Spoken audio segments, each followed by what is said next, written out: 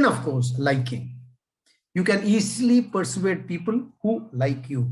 Therefore, instead of persuading them, do certain things through which they start liking you. That is where establishing trust becomes extremely important. In fact, we take up lots and lots of case studies, which we discuss, debate in detail in real training programs. But here, for purposes of lack of time, I'm unable to explain all those case studies to you. This is a gist of what we will be doing in the training program on persuasion. Okay, this persuasion is extremely important for your sales people, even for your HR people who are involved in negotiations. It's important for them. It can be important for your administration people who are in touch with government officials, with fire department, etc., etc. Because every time they go there, they are persuading somebody or other, of course, in the interest of the company. And persuasion is not putting your hand on their shoulders and speaking a few sweet words. There is a complete science behind it. And that is exactly what we are doing in this training program. Okay. So important factors as far as liking somebody is concerned. We like people who are similar to us. It's also called as mirroring. Then we like people who complement us. We like people who cooperate with us. We look for areas of similarity. Okay. There are some case studies done on this in Harvard University, where a group of people were sent on a business mission, etc., etc. That's a big case study. We'll discuss that in detail during the actual training program. Compliments are extremely important. People who like. Okay, that's one. And then finally, it is a consensus part of it. Consensus is, how do you arrive at a consensus? Because consensus is the ultimate result of any persuasion exercise. How do you arrive at that? What is the path that you take to achieve that consensus? Okay, these are some of the issues. And the most important part of that is 3 V's. 3 V's typically is visual, vocal, and verbal. This is a theory which I have taken from Dr. Alexandra, one of the great management gurus, and he did his PhD in this area of consumer behavior, where I also, that's the same area where I've done my PhD from. And I've taken a lot of leaves from his book, where he talks about 3 important things, in which there is a case study of the presidential debate that happened between Nixon and Kennedy, one of the most powerful case studies. We discussed that. So typically when you talk about visual, typically when you talk about verbal means words and the words alone. Second is vocal. In terms of vocal is typically in terms of how those words are said. I can say one word in so many different ways, and they can probably give you totally different meaning. A word by itself does not have any meaning, but it takes on a meaning depending on the context in which it is said and the manner in which it is said. That is the most important part of vocal. And then finally, you have the visual elements. Typically, when you talk about visual, as you say that, what is your body language? Is it so pleasing? Can I say, can you put off the TV? I can also say, can you put off the TV? Can you put off the TV? Makes a lot of difference. Now, if you were to write it in the form of words in a sentence, can you put off the TV? That by itself does not convey anything.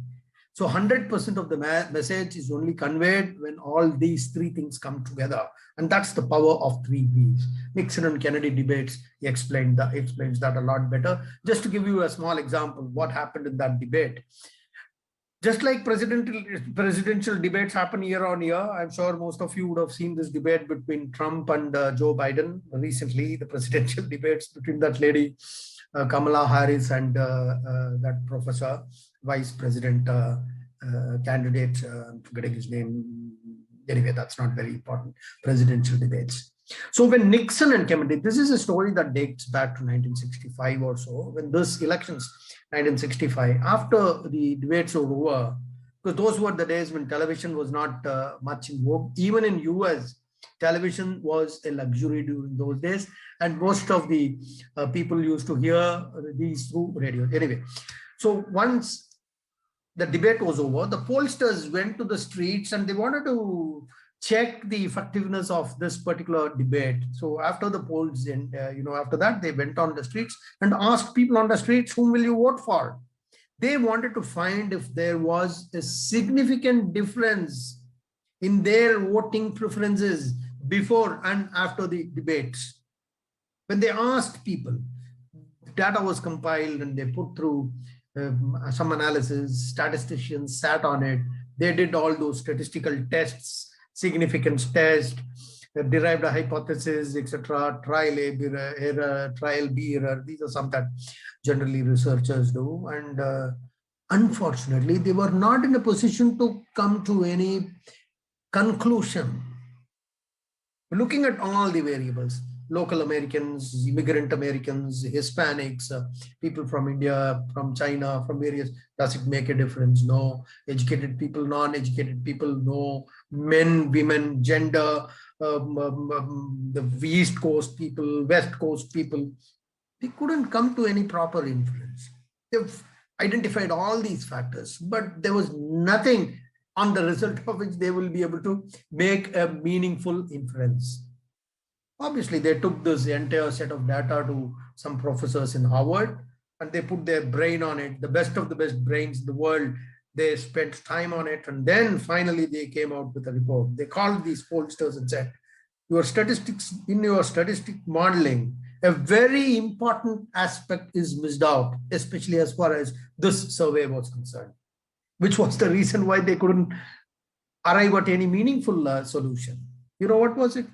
Very, very surprising when I went through that. After that, I started using it in some of my training programs. And later I heard everywhere in the world, especially communication programs, persuasion programs, especially at leadership levels, these things are discussed. You know what was that factor? Whole lot of people who said Kennedy will win, they watched the same program on the television. And whole lot of people who said Nixon will win, they heard it on the radio because television was a luxury during those days. They heard it on the radio. Now, as regards the subject of discussions today, which is persuasion, were the words the same in radio as well as television? Absolutely, it was the same. Was the vocal same? Everything was same. Vocal was also same. Everything was same. But what made the difference was visual elements. The words and the vocals were the same, but as they were said, what was their body language? How was their body behaving? Their hand gestures, their face, the smile on the face, pleasing, conciliation, confrontation, everything comes out. So you get 100% of the message only when all the three important elements come together. That is the verbal, visual, and the vocal. The survey opened mind-breaking perspectives in the whole manner in which we look at persuasion and communication. Extremely important. So, the moral of the whole story, because this is what we cover in a 3-4 day training program, but somehow I've been able to encapsulate the whole thing in a much shorter time. So rather than relying on our preconceived ability to persuade, we can learn a lot from others who have done these, who have implemented these and succeeded. Therefore, I would like to conclude this. Persuasion is both a science and an art. My name is Dr. Sadashivam. I'm a trainer, management trainer.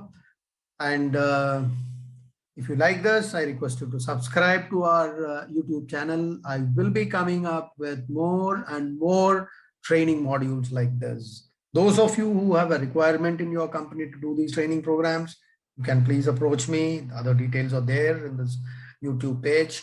And those of you who do not have any requirement, please subscribe to this channel. We will be coming out with lots and lots of such capsules.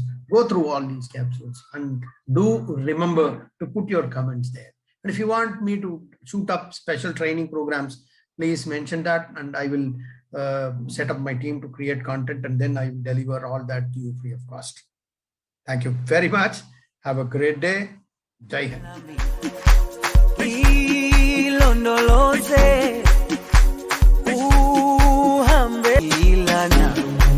Jerusalem, ikayalami.